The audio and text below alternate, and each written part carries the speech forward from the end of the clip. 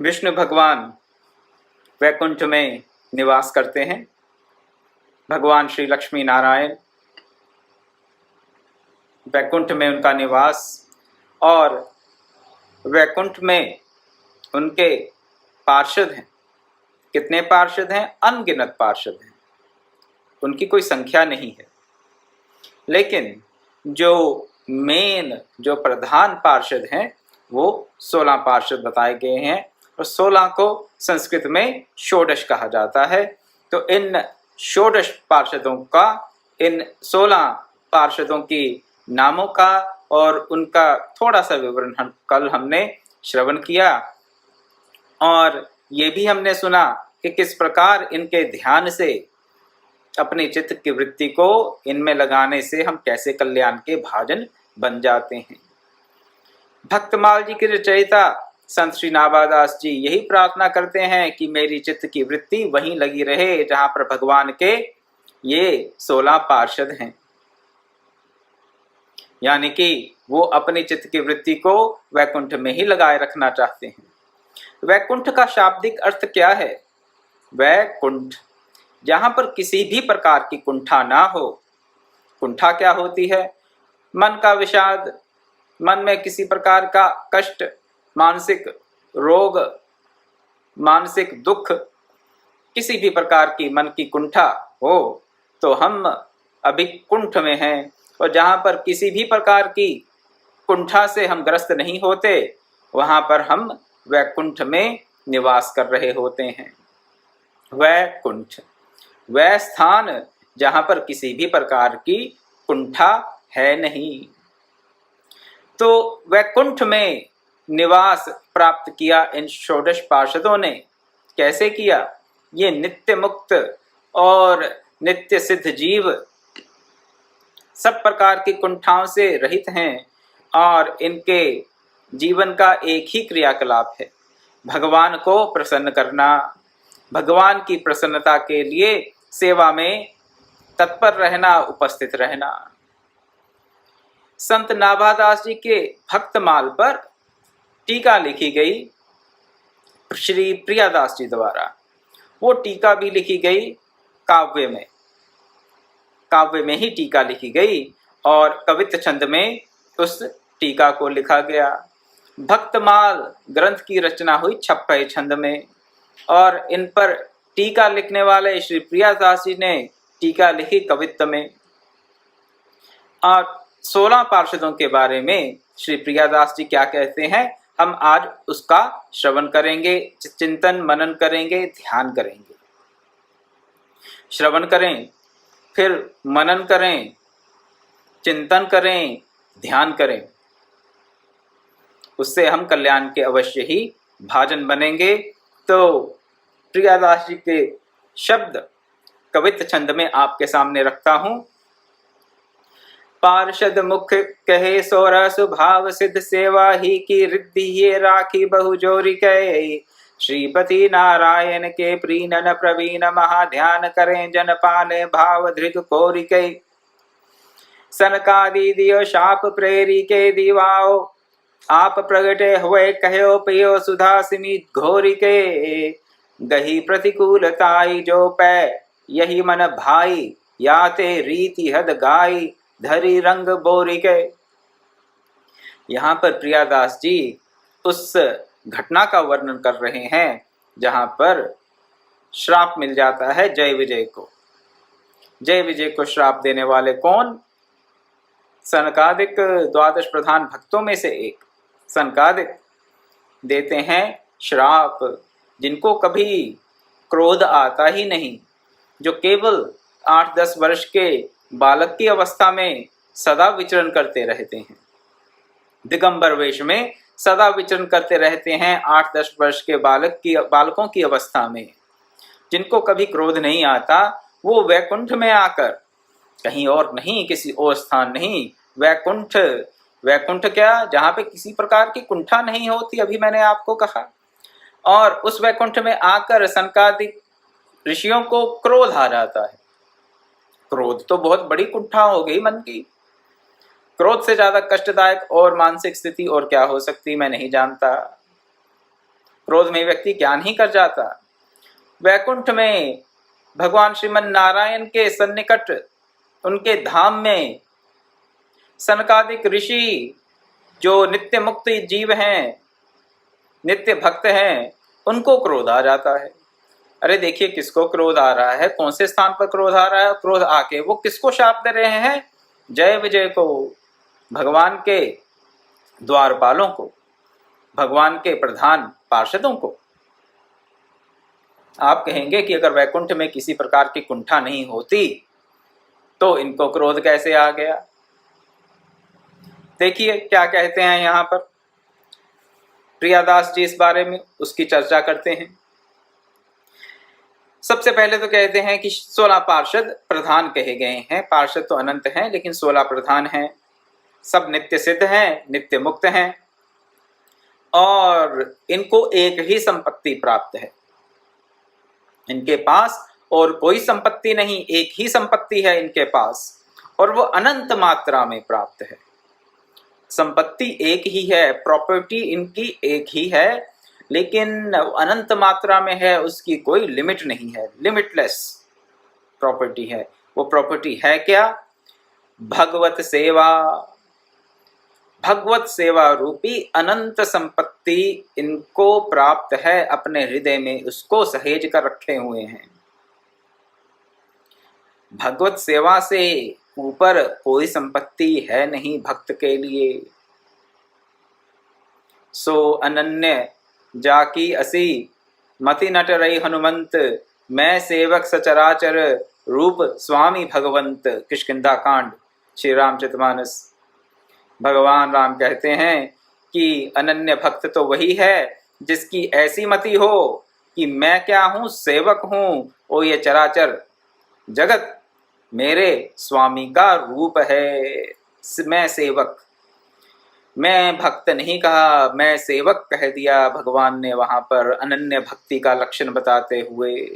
भक्त वही है जो सेवक है, जो सेवक नहीं वो भक्त कैसा?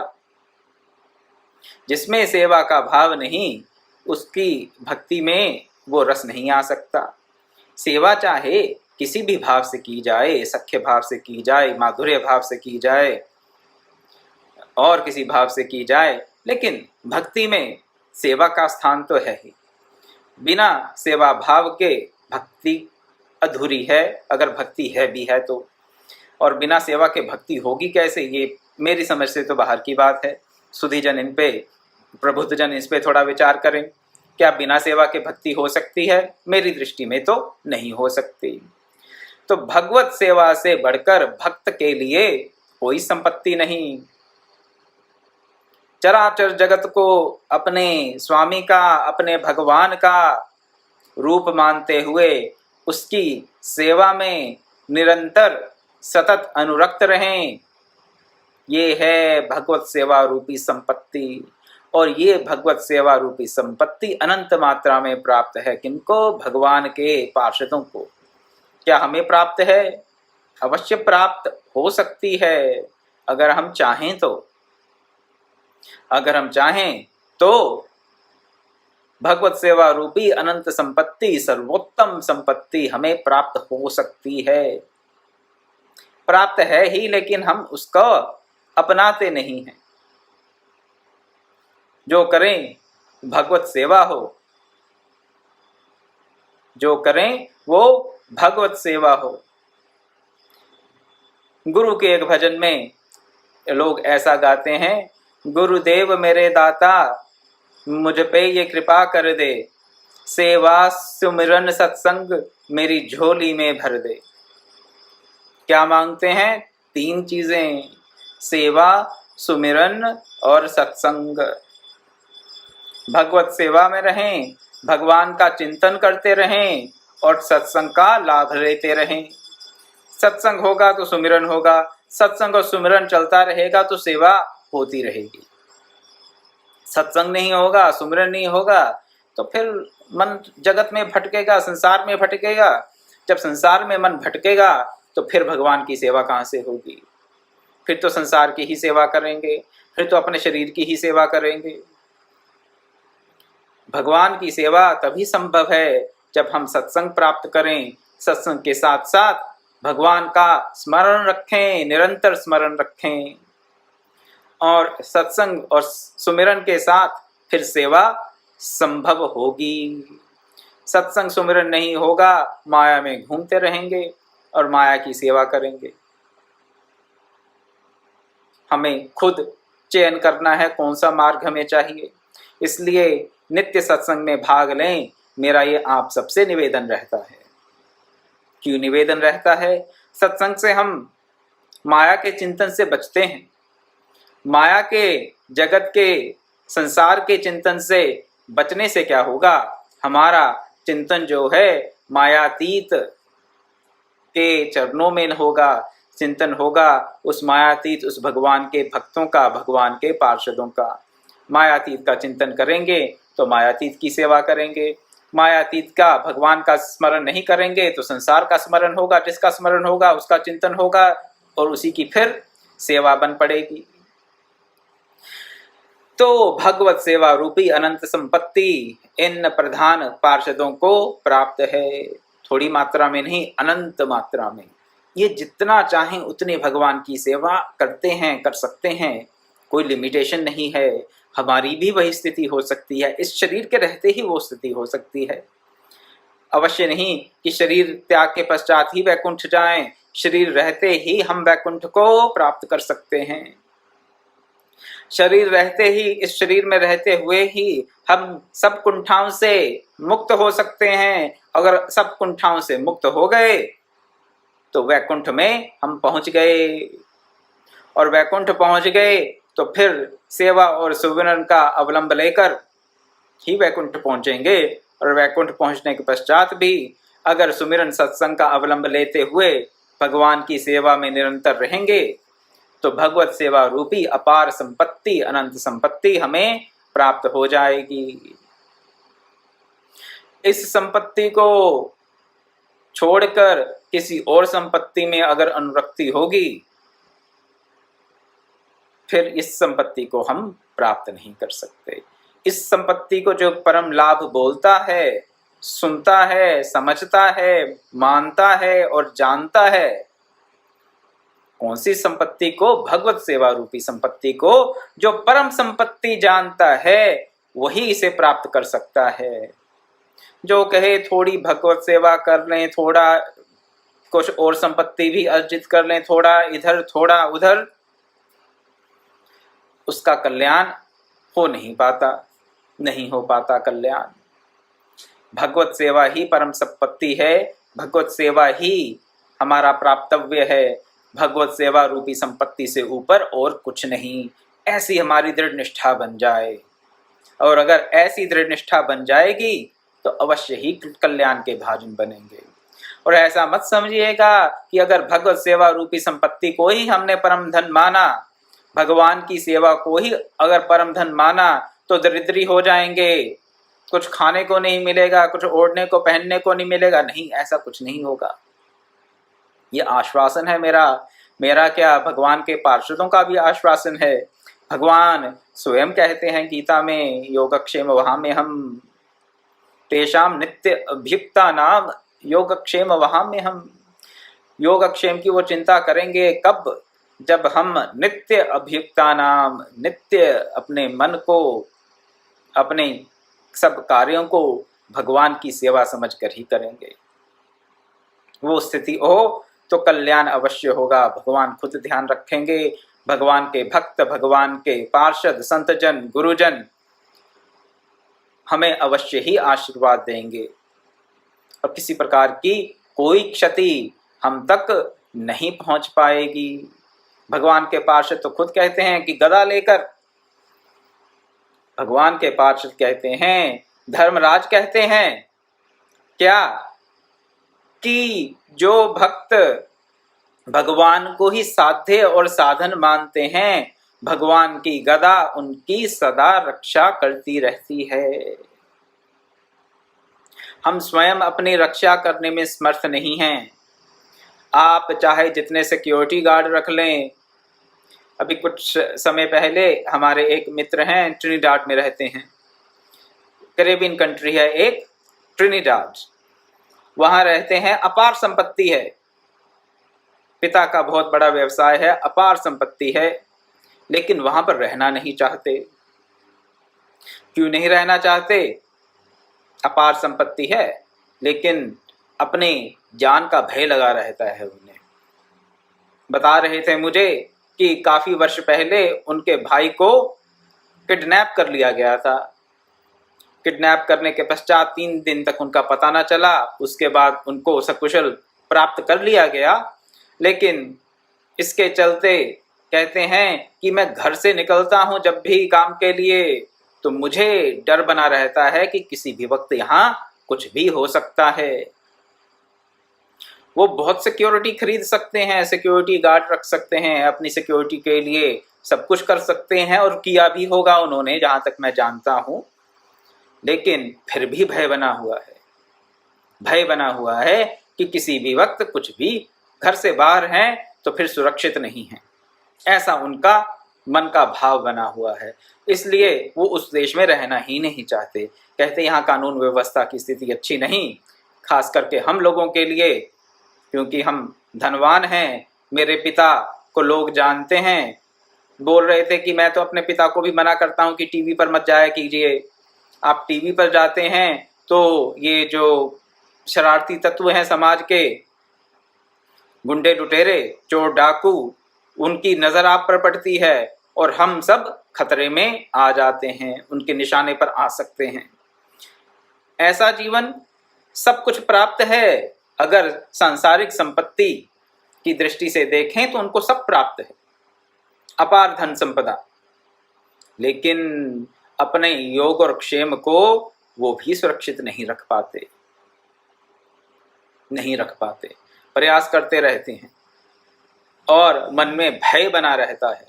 सब प्रयास करने के पश्चात भी मन में भय बना रहता है। तो मैं ये सब आपको क्यों बता रहा हूं? ये इसलिए कि अगर हम अपना पूर्ण प्रयास कर भी लें तो हम अपने योग और क्षेम का वहन नहीं कर सकते। दूसरे की तो बात ही छोड़ दीजिए, केवल परिवार की ही बात छोड़ दीजिए, केवल अपना योग और क्षेम हम नहीं संभाल सकते। शरीर में कोई आधी व्याधि आ सकती है किसी भी वक्त, क्या कीजिएगा? धन आ सकता है, जा सकता है, कुछ भी हो सकता है, किसी भी प्रकार की संपत्ति का नाश हो सकता है, शरीर का भी नाश हो सकता है। तो हम अपने योग और क्षेम को वहन करने में समर्थ नहीं हैं। चाहे जितना हम प्रयास कर लें, हम अपने योग और क्षेम का वहन नहीं कर सकते। और अगर कर नहीं सकते तो उसमें इतना अथक परिश्रम क्यों करते रहते हैं? इसी को तो माया कहा जाता है। माया।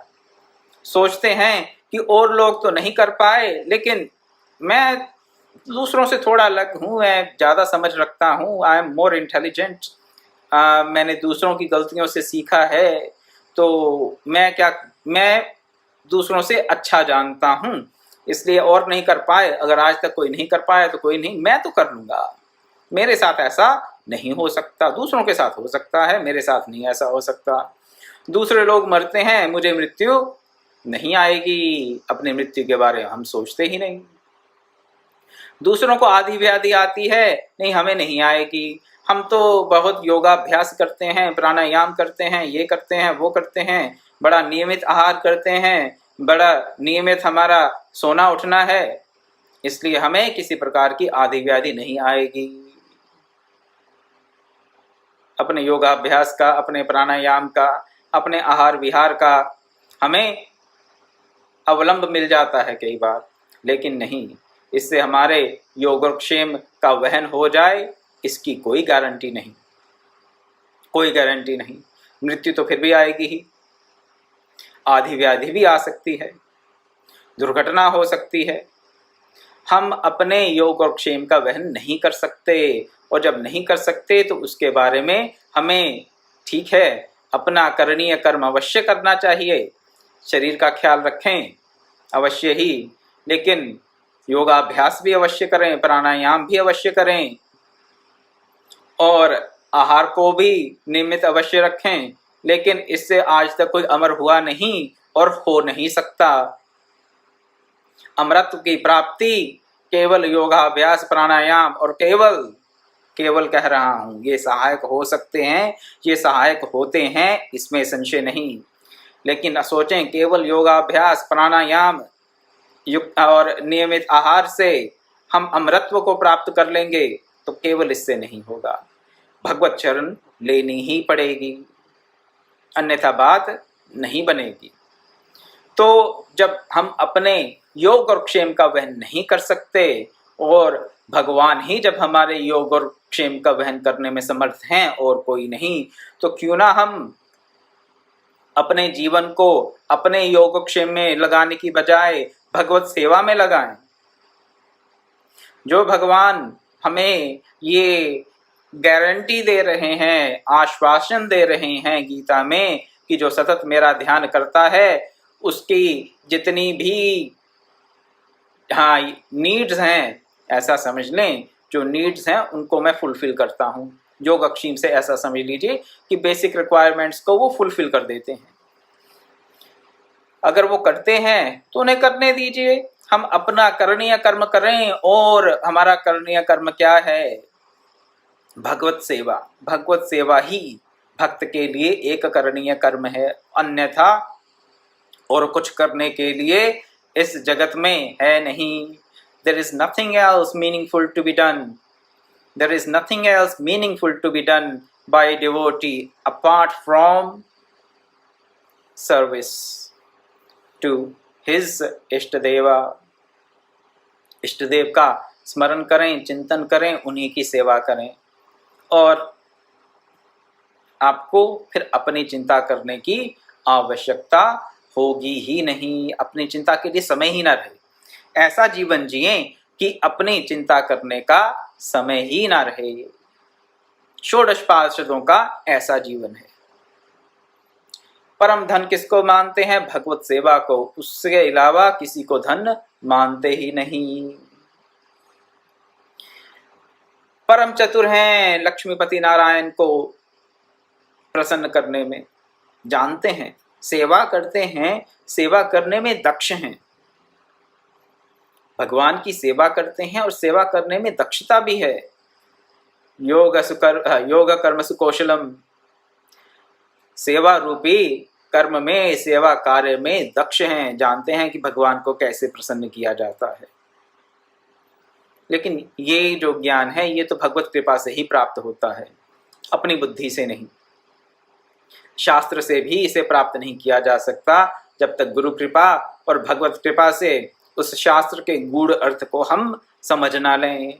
जब तक भक्ति शास्त्र के गूढ़ अर्थ को ना समझ पाएंगे हम, तब तक भगवान को सेवा से प्रसन्न करना हमारे लिए संभव नहीं। और इस गूढ़ अर्थ को जब समझ जाएंगे भक्ति शास्त्र के, तब भी हम सेवा में दक्ष हो पाएंगे। तब तक हम प्रयास करते रहें, गुरु से, इष्ट से प्रार्थना करें कि हमें वो दक्षता प्रदान करें। कैसी दक्षता? ऐसी दक्षता प्रदान करें कि हम अपनी सेवा से गुरु को, इष्ट देव को प्रसन्न कर लें, प्रसन्न रहें वो हमारी सेवा से। और उस प्रसन्नता से ऊपर हमारे लिए और कुछ भी प्राप्तव्य ना हो। केवल और केवल, केवल और केवल क्या? भगवत सेवा करें। किस लिए करें? केवल और केवल भगवान की प्रसन्नता के लिए। केवल बहुत इंपॉर्टेंट है यहाँ पर। उसके साथ और कुछ जोड़ देंगे कि ये भी और वो भी, तो फिर बात नहीं बनेगी। दो बातें जानते हैं भगवान के प्रधान पार्षद, क्या? कि भगवत सेवा ही परम संपत्ति है। और दूसरी बात क्या जानते हैं? वो भगवत सेवा कैसे की जाए, किस प्रकार की जाए कि भगवान की प्रसन्नता प्राप्त हो, भगवान प्रसन्न हो हमसे, वो ये भी जानते हैं। सेवा तो सेवा तभी होती है जब उससे स्वामी प्रसन्न हो। अगर सेवा से स्वामी प्रसन्न ना हुआ तो उसको सेवा कहा नहीं जा सकता मेरी दृष्टि से। स्वामी की प्रसन्नता जिसमें निहित है वही सेवा कार्य कहा जा सकता है। तो सेवा को परम संपत्ति मानते हुए और उस सेवा में इतनी दक्षता है उनकी कि अपनी सेवा से भगवान को वो प्रसन्न कर लेते हैं। और ये सेवा करते हुए, दक्षता सेवा करते हुए साथ साथ क्या करते हैं? भगवान का ध्यान, भगवान का ध्यान। कर्म करें शरीर से और हृदय में भगवान का ध्यान करें। कर से कर्म करे विधि नाना। हाथ से भांति भांति के सेवा कार्य करते रहें और मन में भगवान का, अपने इष्ट देव का ध्यान होता रहे। भगवान के 16 पार्षदों से हमें ये शिक्षा मिल रही है। प्रेम भाव से पूर्ण दृष्टिकोण से भक्तों का पालन करते हैं, सिद्ध हैं, मुक्त हैं ये भगवान के पार्षद। तो भक्ति मार्ग पे चलने वाले अन्य भक्तों का ये प्रेम से, एहसान करके नहीं, प्रेम से और बड़े सुंदर भाव से भक्तों का पालन करते हैं। क्यों करते हैं? क्योंकि ये भी उनके लिए भगवत सेवा है। भगवान के भक्तों का पालन करेंगे तो भगवान अवश्य प्रसन्न होंगे। भगवान के प्रधान पार्षद ये जानते हैं, इसलिए वो भगवान के भक्तों का प्रेम पूर्वक पालन करके भगवान को प्रसन्न कर लेते हैं। आगे बताते हैं कि जय और विजय को जो श्राप मिला वो किससे मिला? स्वयं नारायण भगवान की प्रेरणा से। जय विजय को श्राप मिला सनकादिक ऋषियों से। ऐसी घटना पुराण में हमें वृत्तांत हमें सुनने को मिलता है अपने शास्त्रों में कि एक बार सनकादिक ऋषि सनक सुनंदन, सनत कुमार, सनत सुजात वैकुंठ गए। वैकुंठ के द्वार पर पहुंचे तो जय विजय वैकुंठ के द्वारपालों ने उनको रोक लिया कि आप अंदर नहीं जा सकते। सनकादि ऋषियों ने कहा कि हमारी तो निर्बाध गति है, हम तो कहीं भी जा सकते हैं, हमें रोकने वाला कौन है? जय विजय कहते हैं कि हम तो अपने कर्तव्य का पालन कर रहे हैं, we are just fulfilling our duty, इसलिए हम आपको रोक रहे हैं। आपको अंदर जाने का अधिकार नहीं है। प्रभु की आज्ञा होगी, भगवान श्रीमन नारायण की आज्ञा होगी तो हम आपको अंदर जाने देंगे, अन्यथा नहीं। सनकादिक ऋषियों को क्रोध आ जाता है। जो परम शांत स्वभाव के हैं, हमेशा ब्रह्म भाव में रहते हैं, उनको क्रोध आ जाता है। चलिए, और कहाँ क्रोध आता है? वैकुंठ के द्वार पर, जहां पर माया का प्रवेश हो नहीं सकता। वैकुंठ में माया का प्रवेश नहीं है, तो वहां पर ये त्रिगुणात्मिक माया के जो गुण हैं, जो त्रिगुणात्मिक माया के जो प्रोडक्ट हैं, परिणाम हैं, काम क्रोध लोभ, वो कहाँ वहां प्रवेश पा सकते हैं? जब कारण ही नहीं है तो वहां पर कार्य कैसे विद्यमान हो सकता है? लेकिन हुआ, वैकुंठ में क्रोध आया सनकादिक ऋषियों को, जय विजय को श्राप दे दिया। जब ये सब हो गया तो श्रीमन नारायण भगवान स्वयं वहां प्रकट हुए और कहते हैं कि मेरी ही प्रेरणा से, मेरी ही इच्छा से ये शाप हुआ। तब क्या जय विजय को डिसअपॉइंटमेंट होगी? अरे भी हमें तो श्राप मिल गया, हमें राक्षस बनना पड़ेगा? नहीं, जय विजय को कोई डिसअपॉइंटमेंट नहीं हुई, कोई ग्लानि नहीं हुई, वो उनको किसी भी प्रकार की निराशा नहीं हुई। जय विजय को क्या हुआ, क्या कहते हैं? बड़ा सुंदर प्रसंग है ये। कहते क्या हैं जय विजय? कहते हैं कि हम इस शाप को अमृत पान के समान रुचि पूर्वक मानकर स्वीकार करते हैं। जब भगवान ने कह दिया कि ये शाप सनकादिक ऋषियों के द्वारा तो हुआ, लेकिन मेरी इच्छा से हुआ, मेरी इच्छा, भगवान ने कह दिया मेरी इच्छा से हुआ, उसी वक्त जय विजय कहते हैं अगर आपकी इच्छा से हुआ है भगवान, तो ये शाप भी हमारे लिए अमृत के समान है। हम अमृत के समान इसको मधुर जानकर, कल्याणकारी जानकर, इसे अमृतमय जानकर इस श्राप को हम धारण करते हैं। ये आपका प्रसाद है। जहां बैठावे तिथि बैठूं, बेचे तो बिक जाऊं। मीराबाई, अगर आप चाहते हैं कि हम आपसे वैर विरोध करें, राक्षस बनकर आपसे वैर विरोध करें, अगर आप हमसे ये चाहते हैं तो हम वैसा ही करेंगे। उसी में ही हमें परमानंद की अनुभूति होगी। किस में परमानंद की अनुभूति होगी? आपके वैर विरोध से। अगर यही आपकी इच्छा है तो भगवान हम यही करेंगे। यदि आपको यही अच्छा लगता है तो अनुकूल सेवा को त्याग कर क्या करेंगे? प्रतिकूल शत्रु भाव को स्वीकार करते हैं। क्यों? किस कारण? माया की पहुंच होगी क्या बैकुंठ में? नहीं। क्या? केवल और केवल क्रीड़ा, लीला जिसे कहा जाता है, क्रीड़ा कहा जाता है। क्रीड़ा है भगवान की और भगवान के पार्षदों की। भगवान ने कहा द्वारपाल बन जाओ तो द्वारपाल बन गए। भगवान ने कहा राक्षस बन जाओ तो राक्षस बन गए। क्या अंतर पड़ता है? कोई अंतर नहीं पड़ता। एक मुक्त जीव को कोई अंतर नहीं पड़ता, एक भक्त को कोई अंतर नहीं पड़ता कि उसका भगवान से प्रेममय संबंध है या वैर का संबंध है। कोई अंतर नहीं पड़ता। संबंध भगवान से है और भगवान की इच्छा से है, बस इतना बहुत है। संबंध भगवान से है और किसकी इच्छा से है? भगवान की, अपने इष्ट देव की इच्छा से है। अब चाहे द्वारपाल का संबंध हो या वैर भाव का संबंध हो, डजंट मेक एनी डिफरेंस। संबंध भगवान से होना चाहिए और उससे क्या हो? भगवान को प्रसन्नता हो। वैर भाव करके अगर भगवान को प्रसन्नता होती है, भगवान कहते हैं कि ये मेरी इच्छा है कि तुम वैर भाव करो, तो करेंगे वैर भाव, भरपूर वैर भाव करेंगे। और एक जन्म में नहीं, दो नहीं, तीन जन्मों तक वैर भाव करेंगे। भगवान तुम्हारी इच्छा है, करेंगे, वैर करेंगे, तुम ही से वैर करेंगे। क्यों करेंगे? देखिए, जहां पर पूर्ण प्रेम होता है वहां पर इन बातों से कोई अंतर नहीं पड़ता। जहां पर इस जगत में भी आप देखते होंगे, जहां पर प्रेम में संबंध होता है किसी के साथ, किसी मित्र के साथ, सुहृद के साथ, तो वहां पर कई बार व्यक्ति थोड़ा ऊंचा नीचा बोल लेता है, लड़ाई झगड़ा भी कर लेता है।